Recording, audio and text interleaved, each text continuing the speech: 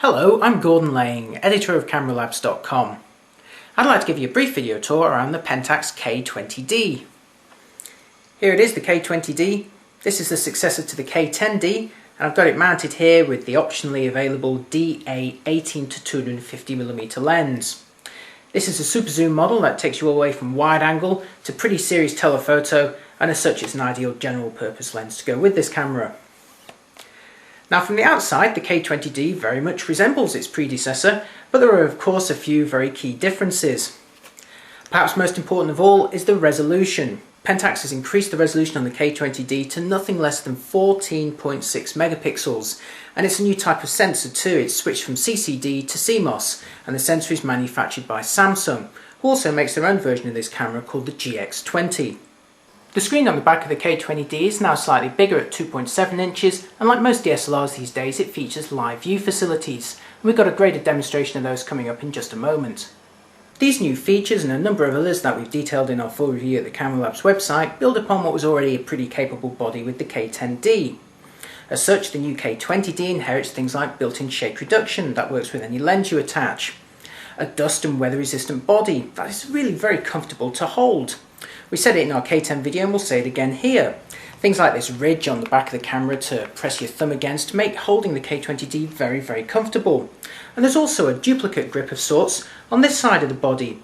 Now you're not really supposed to hold a DSLR with both hands like this from the front. When you've got a lens like this you support it underneath. But Pentax has a range of very slim pancake style lenses, and when you've got one of those mounted on this body it can actually be quite convenient and comfortable to hold the K20D like this.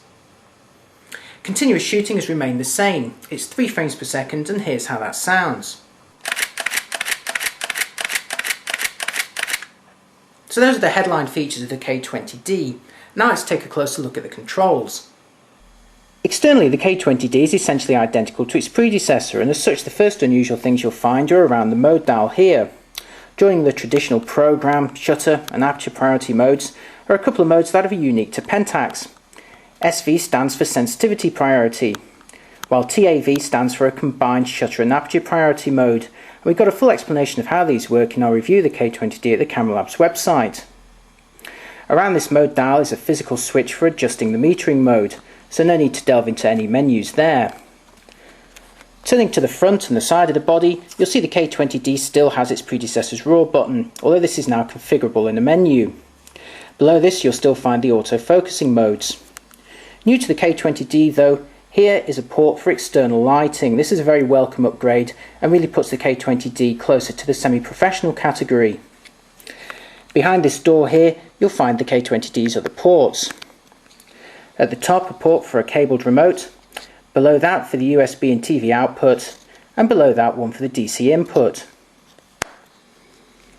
Turning to the top of the camera you'll see that there's a hot shoe for flash guns, and also a pop-up flash, which you can see raises to this height here. Over to the right side of the body you'll see that it's dominated once again by this LCD status screen, and as before if you press the exposure compensation button on the back you can illuminate this a quite bright green colour. Now one of the really neat things about the K20D and its predecessor is the way that once you're in program mode, which I'm going to put the camera on right now, you can actually use this front dial and the rear dial to instantly put yourself into aperture or shutter priority. So if I turn this dial at the back, you can see I can instantly change the aperture. Or if I think, no, hang on a minute, I actually want to change the shutter now, I can use this dial at the front to adjust that.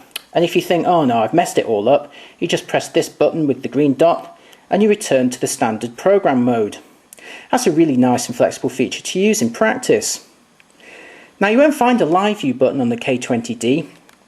That actually doubles up on this preview feature here. Now as you can see you still twist the camera on and off, and if you twist this dial around you go into the selected preview mode.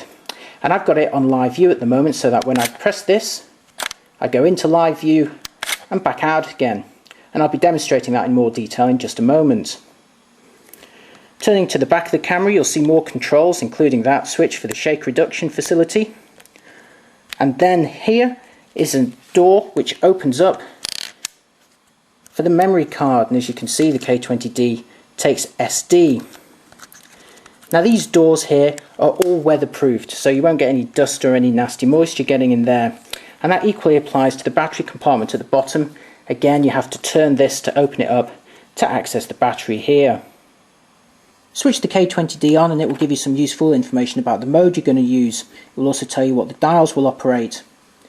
Press the info button and you get a snapshot of the shooting information at this point, including the lens focal length and also the exposure, although this isn't updated in real time. Now, like the K10D before it, if you want to adjust things like the ISO and the white balance, there aren't any dedicated buttons for that. Instead, you'll need to press the function button and go to this menu here. And then if you push the controller, say, to the right, you can adjust the sensitivity. Push it to the left, you can adjust the white balance. New to the K20D is its custom image function, and you access that by pressing the OK button in the middle. This allows you to choose various preset modes here. Now the default mode on the K20D is bright and it's quite punchy. You can see down here that they've slightly increased the contrast and the sharpness. Now what's particularly neat about the K20D is that there's actually two different sharpening settings. I can use this dial here to go either for a finer sharpening or a coarser sharpening setting.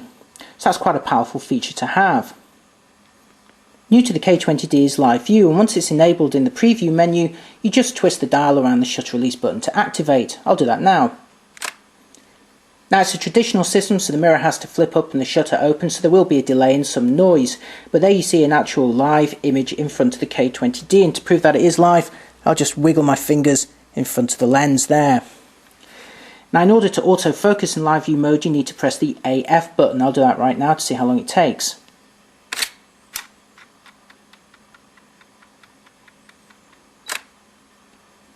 Now obviously that's dependent on the lens that you've got mounted at the time and the kind of subject that you're focusing on, but it does give you an indication. It will take a few seconds. Now one of the other things you'll notice here is that there's no information on the screen. That's not because I've switched it off, it's because the K20D doesn't actually show you any information in Live View mode. So you also can't change the exposure. There's no live histogram either, which makes it pretty basic, although you can overlay a grid for alignment.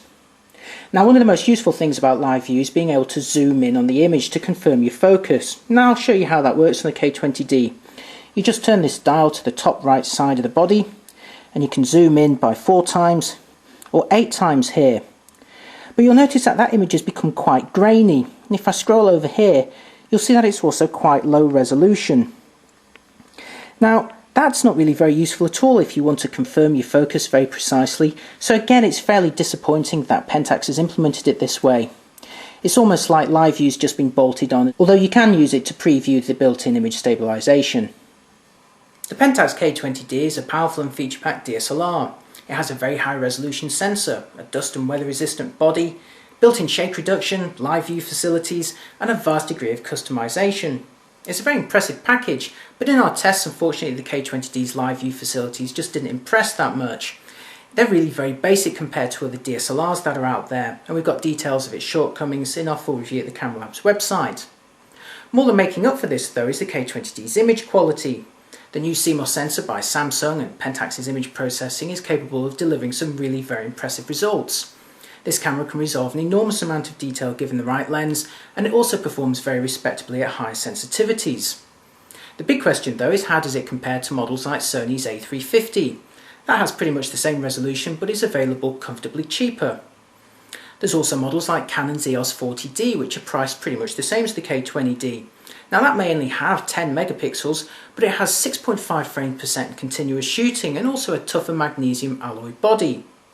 So, as always, it's very important to compare the features between these cameras to work out which one's going to be best for you, and of course also directly comparing the image quality. And we've done that for you at the Camera Labs website. If you head on over to our full review of the Pentax K20D, you'll find feature comparisons with those cameras and more, and you'll also see direct comparisons in terms of image quality between the K20D, the Sony A350 and the Canon 450D or Rebel XSI.